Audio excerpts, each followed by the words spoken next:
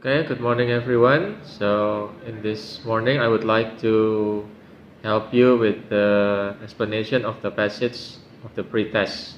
Yeah. And the first passage that you learn is about carbon tetrachloride. So TOEFL reading has two paragraphs, two paragraphs, short passage. And we need to pay attention on the opening of the paragraph because it's mostly show the main point of the passage. Yeah. Okay, so it's about carbon tetrachloride. So carbon tetrachloride is colorless and inflammable liquid that can be produced by combining carbon disulfide and chlorine. Yeah. Jadi karbon tetrachloride adalah tidak berwarna, colorless, and inflammable liquid. Jadi cairan yang mudah terbakar. That can be produced, ini anak kalimat yang dapat diproduksi by combining carbon disulfide and chlorine. Ini adalah preposition phrase. Dengan mengkombinasikan carbon disulfide and chlorine. This compound is widely used in industry today because of its effectiveness as a solvent as well as its use in the production of propellants. Ya, jadi campuran ini compound widely used, ya, pasif, ya, digunakan secara luas in industry today because of its effectiveness as a solvent. Karena kemampuannya sebagai solvent, ya, sebagai solvent. Solvent itu satu bahan yang mudah menguap, ya. As well as means also it's used in the production of propellants. Jadi produksi dari propellants. Propellants berhubungan related to explosion. Ya, related to explosion, related to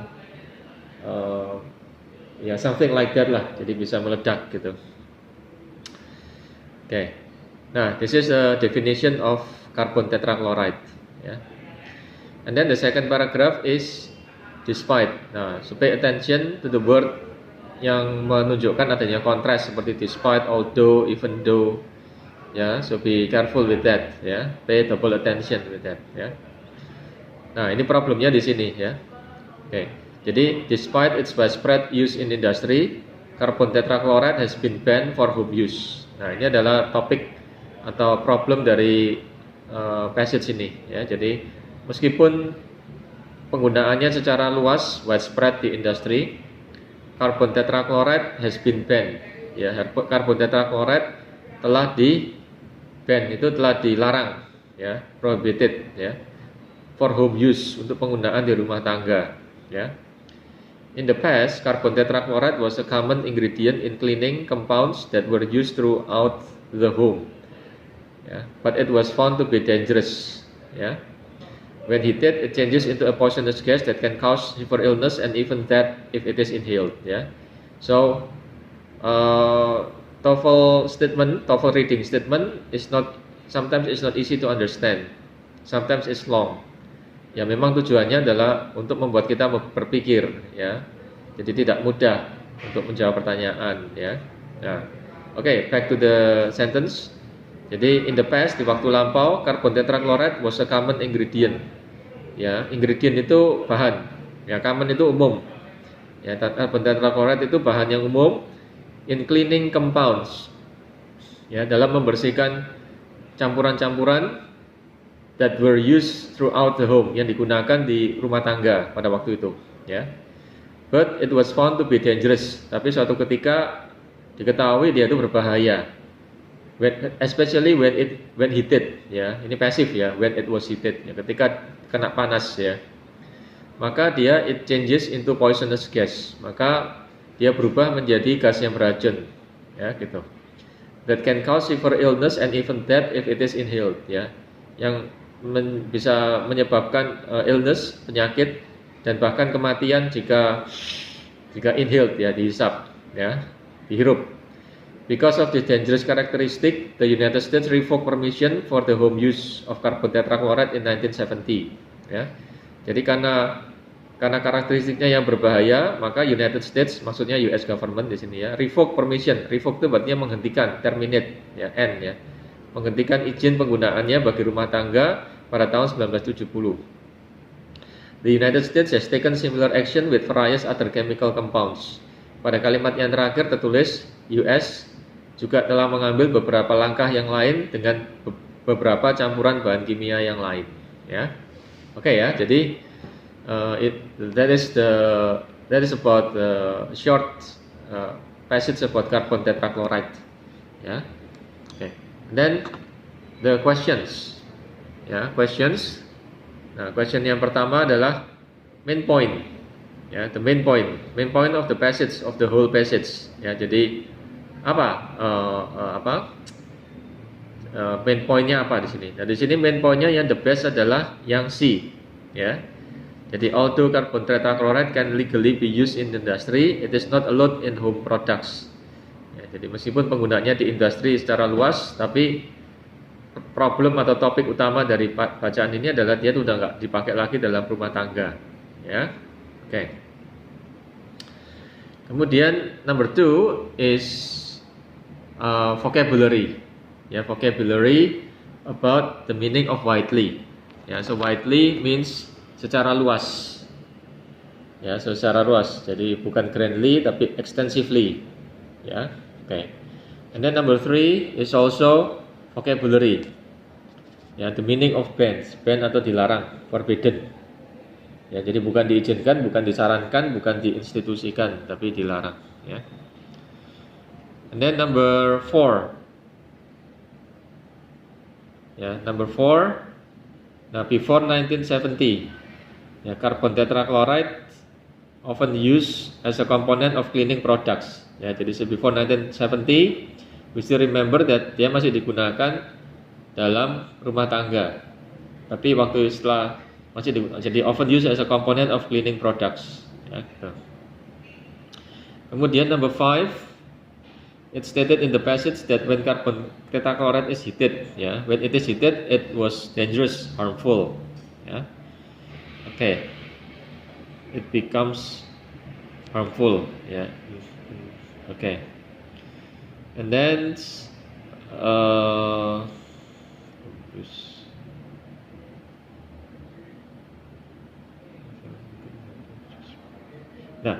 jawabannya bukan inflammable ya, meskipun di dalam passage itu ada kata inflammable, dia inflammable liquid, karena inflammable liquid itu kalau dikombinasikan dengan carbon disulfide and chlorine, ya, maka dia menjadi inflammable. Tapi kalau nggak dikombinasikan enggak, ya. And then number 6, inhale, dihisap, dihirup, ya, breathe in, ya, okay. And then for number 7, ya, revoke. Ya, revoke is end of terminate, ya. Nah, ya, not give, not granted, but took away. And then number 8, ini one type of the questions in TOEFL reading adalah conclusionnya, inference-nya gimana. Nah, ini kita harus menjawab not based on the text, but based on our understanding. Ya, jadi inversion, conclusion. Nah, it can be inferred from the passage that one role of the US government. Nah, jadi dari passage tersebut kita bisa tarik kesimpulan role dari US government apa? Ya, the best answer is to regulate product safety. Ya, jadi tidak hanya yang B, prohibit any use of carbon tetrachloride, bukan itu, bukan juga yang instruct industry on cleaning methodologies, no. Ya, oke, tapi yang the best answer is A. Ya. And then you have to anticipate also what is next and what is before. Ya, jadi next-nya dari passage ini apa logically, and also preceding dari passage ini apa. Ya, dari tiap-tiap passage we have to anticipate about this. Ya, di sini kalau ditanyakan the paragraph following the passage, paragraf yang mengikuti passage yang di atas, paragraf berikutnya kira-kira tentang apa? Nah, how to answer this? So, to answer this, you need to pay attention on the last sentence. Ya, di last sentence dikatakan Ya, the United States has taken similar actions with various other chemical compounds. Ya. Jadi US telah mengambil langkah yang sama untuk campuran-campuran bahan kimia yang lain. Ya, berarti kaitannya dengan bahan-bahan kimia yang lain. Itu caranya. Ya. Oke, seperti itu, ya. Jadi for number 9, ya. For number 9, so the best answer is the banning of various chemical compounds by US government. Ya, jadi akan diceritakan, kira-kira akan diceritakan, kemungkinan besar akan diceritakan bahan-bahan kimia lainnya apa yang juga dilarang oleh US government. Ya, jadi bukan yang E, karena yang E itu nggak ada kaitan sama kalimat yang terakhir. Ya, bukan yang C, karena kalimat terakhir berbunyi adalah langkah US government terhadap other chemicals. Ya, dan juga bukan yang D. Ya, okay. So that is the first passage. And then for the next passage, it's about American artists. Yeah, the next American artist in the survey of American artists is James Whistler. Yeah, he is included in the survey of American artists because he was born in the United States. Yeah, although the majority of his artwork was completed in Europe. Jadi bagian berikutnya adalah seniman berikutnya dalam survei tentang American artist adalah James Whistler. Ya, ini kita tahu kata-kata next artist berarti ini sepertinya potongan dari satu bacaan ya, di mana ada beberapa artis sebelumnya, ada beberapa seniman di sebelumnya. Ya. Nah kemudian topiknya tentang apa? The survey about American artists. Jadi ini adalah satu survei tentang American artist, seniman-seniman Amerika, ya. Nah, kemudian he is included in the survey of American artists because berarti alasan. Ya, alasannya kenapa dia diikutkan di dalam survei ini karena he was born in the US. Although meskipun majority of his artwork was completed in Europe. Meskipun mayoritas dari artworknya dia dilakukan di Europe, ya. So Whistler was born in Massachusetts in 1834, but 10 years later his father moved the family to St. Petersburg, Russia, to work on the construction railroad. Jadi ini awalnya kisahnya dia lahirkan di situ, Massachusetts. Kemudian 9 tahun kemudian ayahnya memindahkan keluarganya ke Rusia untuk bekerja sebagai construction of a railroad. Ya, so we can draw a conclusion, but people working on the construction of a railroad is not rich person. Jadi it is a working class, ya. Jadi dia pekerja working class. The family returned to the United States in 1849. 2 years later, Whistler entered the U.S. Military Academy at West Point, but he was unable to graduate. Ya. Nah, kemudian keluarga tersebut kembali ke US, ya, tahun 1849.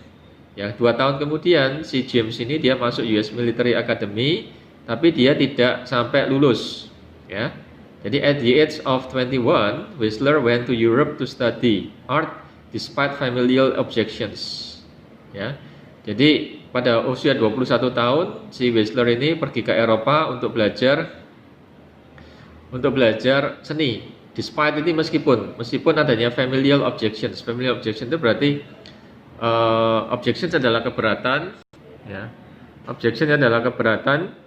Kemudian familial adalah berhubungan sama family. Jadi keluarganya keberatan, ya. Ya, but he remained in Europe until his death, ya. Gitu dia tetap dia berada di Europe sampai kematiannya. Itu yang first paragraph.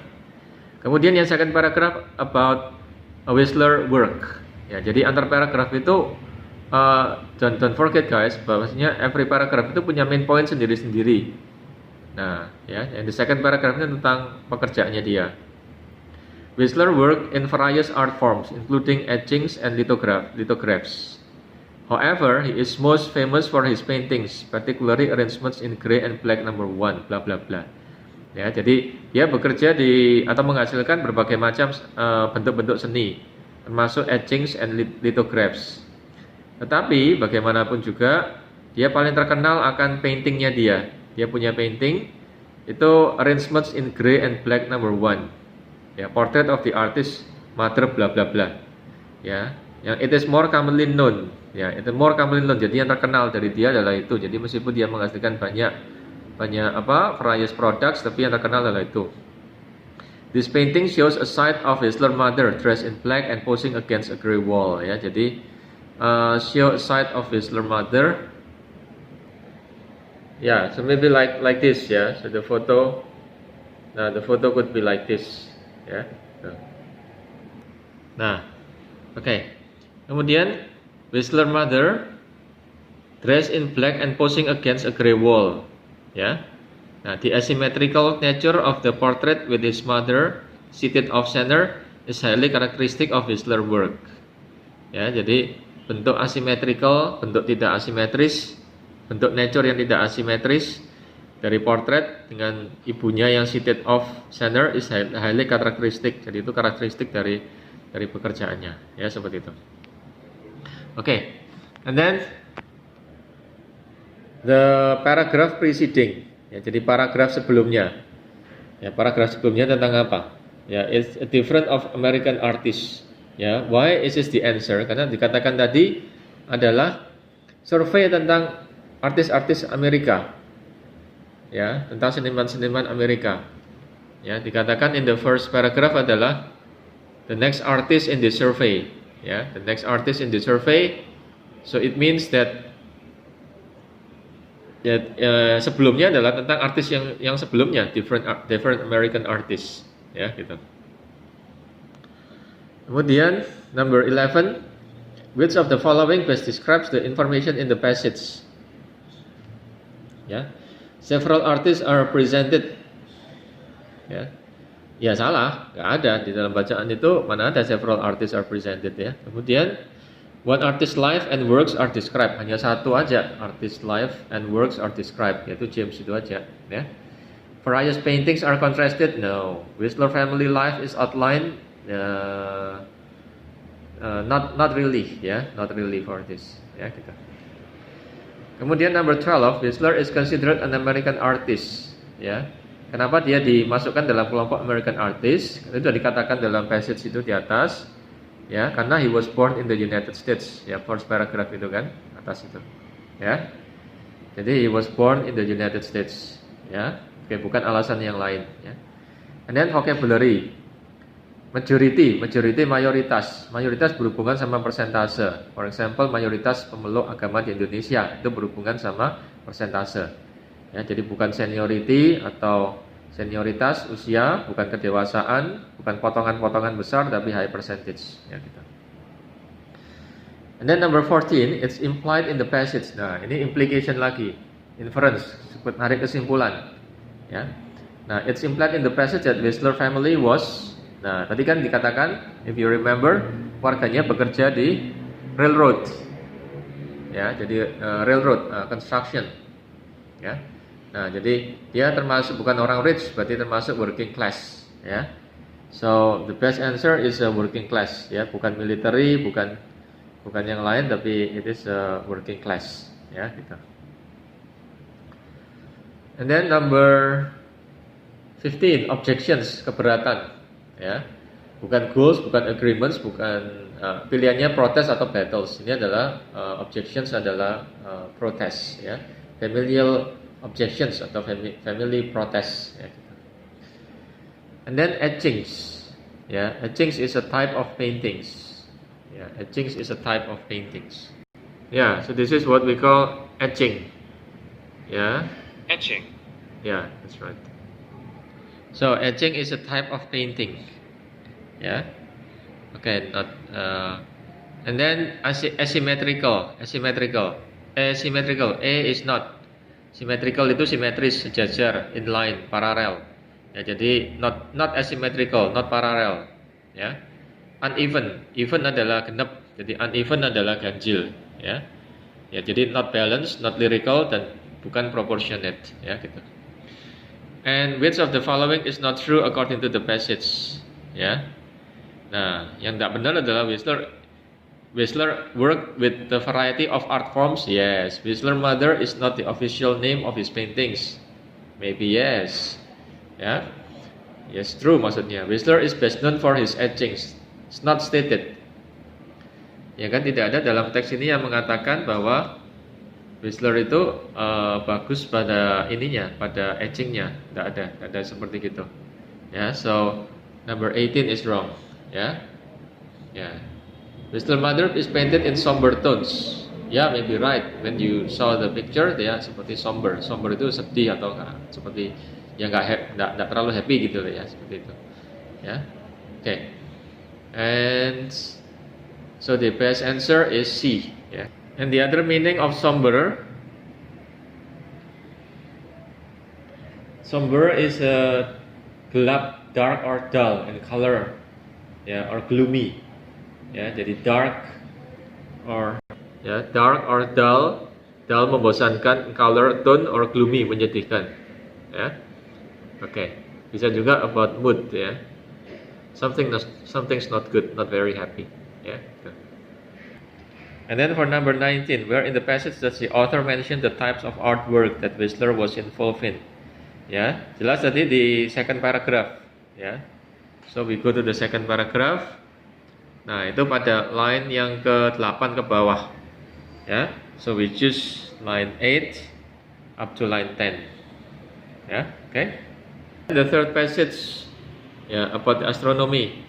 The locations of stars in the sky relative to one another do not appear to the naked eye to change. As a result, stars are often considered to be fixed in position. Many unaware stargazers falsely assume that each star has its own permanent home in the nighttime sky.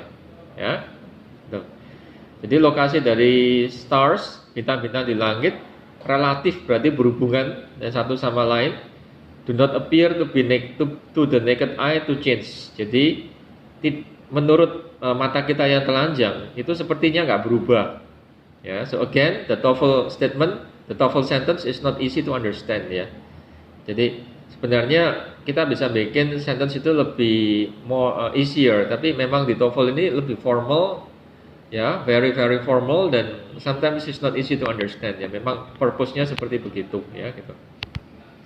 So in simply we can say untuk kalimat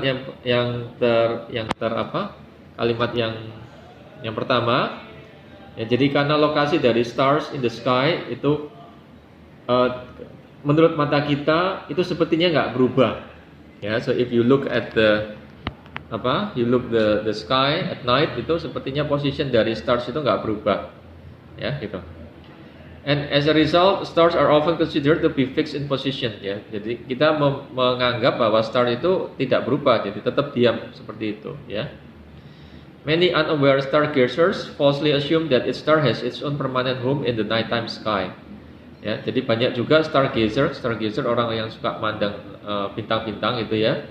Unaware itu berarti mereka yang nggak sadar, nggak aware, ya. Falsely assume, ya, salah mengasumsikan, ya, bahwasannya masing-masing star itu punya tempat-tempat yang permanen di langit, gitu, ya. Nah, di sini falsely assume. Jadi passage ini mengatakan sebenarnya nggak demikian, ya. Jadi stars itu sebenarnya tidak punya permanent position, ya, gitu. In reality, those stars are always moving, but because of the tremendous distances between stars themselves and from stars to Earth, the changes are barely perceptible here. Ya, jadi kenyataannya meskipun stars itu adalah selalu bergerak, ya, tetapi karena jaraknya yang demikian jauh, tremendous distances, ya, jaraknya antar starnya tremendous distances, dan dari jarak stars ke Earth, maka the changes are barely perceptible there. Dan jadinya perubahannya yang demikian, meskipun perubahannya itu gede, tapi barely perceptible. Jadi hampir tidak pernah kita deteksi secara panca indera kita, ya, mata kita. For example, a rather fast moving star demonstrate why this misconception prevails. Ya, ada salah satu bintang yang, ya, cukup cepat, ya, fast moving stars, ya, mendemonstrasikan bagaimana kita mengalami misconception atau misunderstanding, ya, prevail terjadi. It takes approximately 200 years for a relatively rapid stars like Barnard star to move a distance in the skies equal to the diameter of the Earth Moon. Ya, jadi membutuhkan waktu sekitar 200 tahun. Jadi untuk suatu bintang yang relatively, ya, kalau dibandingkan dengan yang lain dia itu cepat, ya. seperti Barnard Star untuk bergerak pada jarak yang hampir sama dengan diameternya bulan. Ya, itu butuh waktu 200 tahun ya. Ya bayangkan aja gitu ya. Nah, jadi demikian menurut kita itu slow ya gitu ya. When the apparently negligible movement of the stars contrasted with the movement of the planet, the stars are seemingly unmoving. Ya.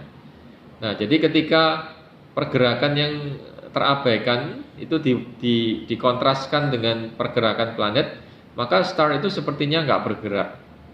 Ya, jadi kalau kita ngomong planet ya kita langsung kelihatan Venus misalnya dekat itu kelihatan kalau itu bergerak karena dekat ya. Tapi kalau itu terlalu jauh maka sepertinya mereka itu nggak bergerak ya seperti stars itu ya. Ya seemingly unmoving ya, seemingly jadi tampaknya dia unmoving ya. Okay, like that.